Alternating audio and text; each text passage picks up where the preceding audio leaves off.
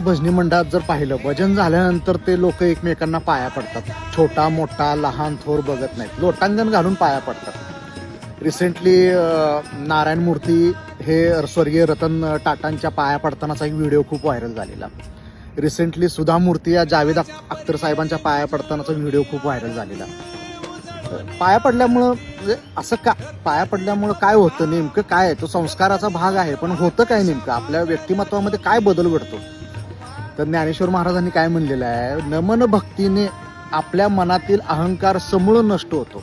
जो काय थोडा बहुत आपल्यामध्ये अहंकार निर्माण झालेला आहे, जे यश मिळालेलं आहे, पैसा अडका संपत्ती, याच्यामुळं तो अहंकार सुद्धा गळून पडतो नमन भक्ती केल्यामुळं, पाया पडल्यामुळं, नमस्कार केल्यामुळं. त्यामुळे आपली जुनी रूढी परंपरा काय आहे, लोक एकमेकांना भेटले की पहिला नमस्कार करतात, नमस्कार काय चाललंय, मग पुढे बोलायला चालू करतात. तर ते नमस्कार म्हणण्यामुळं, नमस्कार केल्यामुळं, लोकांना भक्तीनं नमन केल्यामुळं आपला अहंकार गळून पडायला सुरुवात होते. तुकाराम महाराज पुढे जाऊन काय म्हणतात माहिती का, नमस्कार कोणाच्या करायचा हे सुद्धा समजलं पाहिजे. सारसबागेमध्ये 5-6 वर्षापूर्वी मी माणूस पाहिलेला होता, कदाचित ते अजूनही येत असतील सारसबागेमध्ये. ते प्रत्येकाला सारसबागेमध्ये नमस्कार करतात, लहान मुलगा असू दे, मोठा असू दे, काही असू दे. तर ते मला एकदम ज्ञानेश्वरी वाचताना त्या माणसाची आठवण झाली. तो माणूस का नमस्कार करत होता हे मला 10 वर्षानंतर समजलं.